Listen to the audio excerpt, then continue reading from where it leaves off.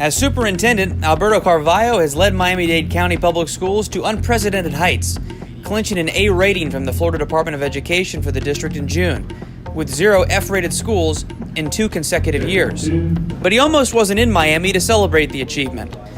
On March 1st, a day after agreeing to become New York City's new education chancellor, Mr. Carvalho shocked residents of both Miami and New York when he broke off the agreement in an 11th-hour announcement in which he committed to staying on as the county's top school official.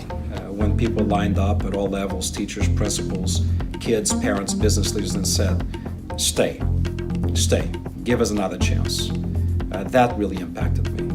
Mr. Carvalho's stewardship of South Florida schools has generated many improvements, including his lauded creation of iPrep Academy, a system-wide accreditation from Advance Ed in 2014, and the 2012 Broad Prize for Urban Education. According to Mr. Carvalho, those successes spring from his ability to surround himself with the right people. And that's not something he would have been able to do if he had left the Sunshine State for the New York City job.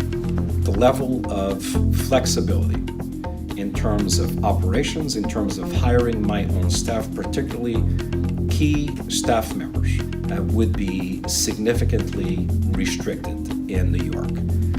You cannot ask me to win the Super Bowl, but then let someone else pick the coach, the quarterback, the running back, and the towel guy. Carvalho was born to a poor family in Lisbon, Portugal, and came to Miami as an undocumented immigrant. He was a day laborer, but worked his way up through Miami's educational world to lead the country's 4th largest school district. He's held the job for nearly 10 years. It's an impressive story of personal achievement and family sacrifice. My father, a 3rd grade educated custodian, whose lack of formal education was more than compensated for with incredible intellect and ethics. I live his ethics, and I live with a chip on my shoulder, this additional weight of attempting to realize through my living the opportunities he never had.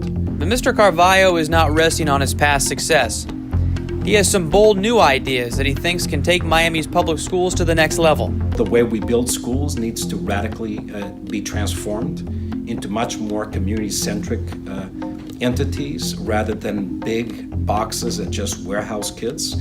Moving away from the industrial model of bells every 60 minutes, much like factory whistles, to much more organic 21st century learning that adapts to the way kids think and act.